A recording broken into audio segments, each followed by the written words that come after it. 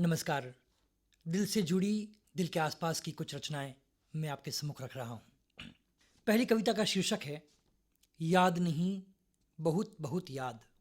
तुम्हें पाकर या तुम्हारे साथ होकर जिंदगी की कितनी सारी दबी ढकी सच्ची अनुभूतियों को पाया, कितने सारे दबे छुपे रहस्य को बूझा, लेकिन अब भी बूझ नहीं पाता कि क्या है साथ होना और क्या है बिछोह। क्योंकि साथ होकर भी तुम्हारे मन कभी नहीं छोड़ पाता तुम्हें याद करने का मोह।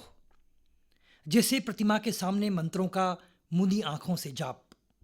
शायद ऐसा ही है तुम्हारे साथ होकर भी, तुम्हारे पास होकर भी तुम्हें याद करते रहने का अनुष्ठानिक जाप। बस यहीं से शुरू होती है एक बात जो तुमसे कहना चाहता हूं हर दिन के अंत में, जिसे हम सभी कहते हैं रात, कि तुम याद आते हो मुझे हर पल, हर क्षण। किंतु कुछ विशिष्ट क्षणों में तुम बहुत याद आते हो। किंतु कुछ विशिष्ट क्षणों में तुम बहुत याद आते हो। कई कई फूल तीखी महक वाले खिल पड़ते हैं झूम कर, होकर प्रेम में मत वाले, तब तुम याद आते हो मुझे। पर तेज हवाओं में जब गिर पड़ती है दीवारों पर लिपटी लताएं, तब तुम याद नहीं, बहुत बहुत याद आते हो। सुरमई आसमान पर तुम्हारा चेहरा बखूबी देख लेती है मन की आंखें। तुम याद आते हो, समेट लेता हूं तुम्हें फैलाकर मन की आंखें। पर उसी आसमान के नीचे ठंडी थपेड़े लगाती हवा में कोई फटे हाल भीगते हुए सिमटा सा गुजर जाता है घर के आगे से, तब तुम याद नहीं, बहुत बहुत याद आते हो। किसी भीगी राग में लिपटा हरी भरी भावनाओं से भरा गीत तैर कर आता है कानों से दिल तक, तब तुम याद आते हो। पर हद से ज्यादा सिमट चुके घरों में अपने ठौर की गुंजाइश खो चुकी गैया ठिठक जाती है दरवाजे पर मुझे देख, तब तुम याद नहीं, बहुत बहुत याद आते हो। दूसरी कविता का शीर्षक है स्नेह का महीना। न तो मैंने तुम्हारे साथ जेठ की तपती दोपहरी में ठंडी नमकीन छाछ पी, ना ही सावन भादों में एक ही छाते के नीचे हम दोनों थोड़ा थोड़ा भीगे। न कार्तिक में खेतों को चमकते सुनहरे गेहूं से उल्लसित देखा, न पौष में मैंने तुम्हारे उगड़े शरीर को कंबल से ढका, न तुम्हारे कंधों पर तुम्हारे स्वेटर को खोल कर रखा। और अब नहीं, इस अंतिम फाल्गुन मास में तुमने मुझे रंगा, नहीं खिलाई होली, न कोई रंगीन कविता बोली। बावजूद स्नेह और प्रेम के अमिट रंग में, रंग होने के हम एक दूसरे को रंग ना लगा सके। लानत है दुनिया के दस्तूर पर कि एक रंग में रंगे मनों को होली के कच्चे रंग लगाने को रोकती है। लानत है दुनिया के दस्तूर पर एक रंग में रंगे मनों को होली के कच्चे रंग लगाने से रोकती है। एक ही दुख में भीगने वाली आंखों को एक साथ चमकती बिजली देखने और बारिश में भीगने से टोकती है।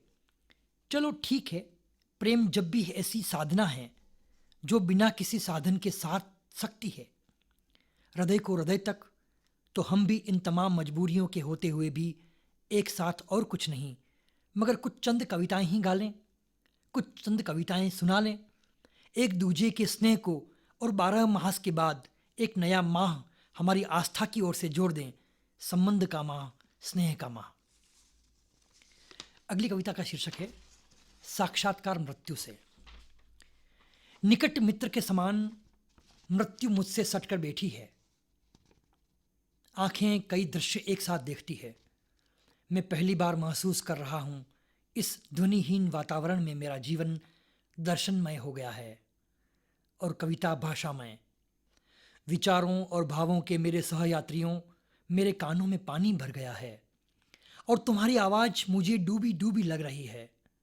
एक अनजाना बोझ, उनिंदी सी थकान और विश्राम का भय। सड़क पर लगे गटर के ढक्कन सा मैं जड़ होता चला जा रहा हूं।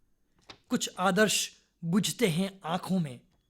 पेड़ हवा के थपेड़ों से झुकता है, झूलता है, टूटाता है, पर हवा से समझौता नहीं करता। लेकिन उड़ती हुई पतंग हवा के सपाटा से यकायक फट जाती है। मृत्यु मात्र एहसास है। मंदिर से मूर्ति चोरी हो जाने पर भी झूलते रहने वाले उस छत्र का, दरअसल वह तो पायदान है जिस पर पैर रखकर मुझे घर से बाहर निकलना है, घूम आने के लिए। अगली कविता का शीर्षक है नीली शुरुआत टुकड़ा भर। यहाँ कुछ पास वहाँ कुछ दूर, जहाँ जो कुछ भी है मौजूद, ऐसा अपना वैसा पराया, जिस किसी का भी है वजूद, उस सारे के कभी तो कहीं तो होती ही नहीं एक नन्ही सी शुरुआत, विस्तार की, विराट की, असीम की, अगाध की, सारे रूप अरूप की एक नन्ही सी शुरुआत। शुरुआत जैसे अंकुर खड़े पेड़ों, फैले खेतों की शुरुआत। शुरुआत जैसे बूंद उछलते सागर, बहती सरिताओं की शुरुआत। शुरुआत जैसे आखर गाते गीतों, सुनाती कविताओं की शुरुआत। शुरुआत जैसे देहरी जीते जिलाते घर की शुरुआत। शुरुआत जैसे माटी उगती उगाती, बिछाकर हमें उठाती धरती की शुरुआत। शुरुआत आसमान की भी होती है, छोटी सी सिमटी सी एक टुकड़ा, टुकड़ा भर शुरुआत, जो अंश से शुरू होकर आकार के प्रयासों से विस्तार के परिणामों तक की यात्रा करती है। शुरुआत शुरू होकर परिणाम पर ठहरती है, पर शुभ परिणाम नहीं शुरुआत होती है। इसलिए अर्पण अंकुर का होता है, छाया वृक्षों का नहीं। अर्घ्य हमेशा बूंदों का होता है, सागर का नहीं। और आह्वान सदैव आखर का होता है, महाकाव्य का नहीं। शुरुआत ही होती है श्रद्धेय, क्योंकि गर्भ में है वो, उसी में होती है विकास की आत्मा और प्रयासों की देह। शुरुआत ही में बीज में निहित होती है वर्तमान की कामना, भविष्य की संभावना, जो बरसात की बूंद में नदी की मौजूदा कामना, बादलों की भावी संभावना। शुरुआत प्रयास से उपज कर प्रयास को उपजाती है, जिसे बुआई की प्रयास में उपजी एक अंकुर की शुरुआत सींचने के प्रयास को उपजाती है। इस तरह शुरुआत नन्ही होती है। शुभ, श्रद्धेय, अर्घ्य सी, अर्पण सी शुरुआत नाजुक होती है। गर्भ सी शुरुआत बीज हैं, खुद में पूरा वृक्ष छिपाए। शुरुआत के पंखों में उड़ानों के स्वप्न समाए। यह हरा अंकुर, यह तरल बूंद, यह नीला टुकड़ा प्रयासों और परिणामों के एक नन्ही सी आसमानों को विस्तार देगा। बस हर क्षण कुछ शुरू करना होगा। शुरुआत रुकना नहीं चाहिए, अभी भी नहीं, आगे भी नहीं, हमेशा एक शुरुआत। अगली कविता का शीर्षक है चांद मेला न करेगा मुझे। बाहर जाने चांद क्या सुन रहा होगा। नहीं, सितारों को नहीं, मेरे घर की छत को, छत पर पड़े उपले या लकड़ी के विक्षत पलंग को चांद कहता होगा। वो सब सुनते होंगे, उनका सुनना मुझे सुनाई दे रहा है, चांद का कहना नहीं। यूं भी जब अलसबह, जब चांद ने अपनी बात को या रात भरी चली बज़्म को आखिरी शेर कहा होता है, मैं जा पहुंचता हूं छत पर, उपलों और पलंग के बीच उस अभी कहे गए शेर को लिख लेने के लिए। फिर चढ़ती धूप में चांद की बात छत, उपलों और पलंग के बीच उतरती चली जाती है। रात मेरी विवशता है, रात मेरी विवशता होती है, मेरा उजलापन। माँ के मुताबिक लड़कियाँ उस सफ़ेद कपड़े की तरह होती है जो रात के अंधेरे में चांद के छू देने पर मेला हो जाती है, और जिसे धोने के लिए माँ बाप के हृदय कमज़ोर घाट साबित होते हैं। खैर, मैं तो लिख लेता हूँ चांद की बात, अपनी छत, उपलों की, पलंग की।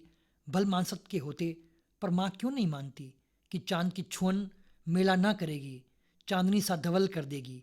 हाँ, रात को देखने से रोकने के लिए मेरे लिए बनाया गया अंधेरा कमरा और बंद दरवाजे जरूर उसे मेला कर देंगे, जिसे धोने के लिए जिंदगी के घाट असमर्थ साबित होंगे।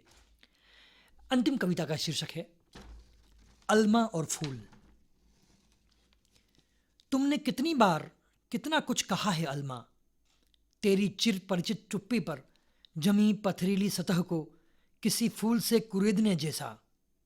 नाजुक प्रयास करते हुए, ये मानते हुए कि औरों की तरह मेरे भी सपने हैं, चाह है, आकांक्षा है, जिन्हें मैं भी कहना चाहता हूँ, पर तुम्हारे इन सभी प्रेम भरे प्रयासों को देखकर भी अनदेखा कर देता हूँ और हठात नहीं कहा कुछ भी, उसी परिचित चुप्पी में दबा रह जाने दिया अपने मन को, क्योंकि मुझे डर था कि जिस बंद मुट्ठी को इतनी आशा संजोए अपने नर्म स्पर्श से तुम अलमा, तुम खोल देना चाहती हो और देख छू लेना चाहती हो। बंद मुट्ठी में संभावित सिक्कों को, उसी मुट्ठी के खोलकर फैल जाने पर मुझे भय था कहीं तुम मेरी रीति हथेली देखकर निराश न हो जाओ, हताश न हो जाओ। मुझे शंका थी कि जिस मुट्ठी में तुम मुझे सपनों की रेखाएं देख लेना पढ़ लेना चाहते हो, उसी मुट्ठी के खुल जाने पर कोई प्रतिकूल रेखा हताश न कर दे तुम्हें। बस इसी डर, इसी भय और इसी शंका ने मुझे चुप रखा। एक मुट्ठी की तरह नहीं खुला मैं, क्योंकि बंद चीजें मुट्ठी एक आशा भरा संसार होती है, जीने का बहुत बड़ा संबल होती है। और तुमसे, अल्मा से, यह मधुरिम संबल नहीं छीनना चाहता था मैं, सो नहीं छीना। इस तरह बिखर जाने दिया तुम्हारे प्रयासों के फूल को, तुम्हारी आशाओं के फूलों को बिखरने से बचाते हुए।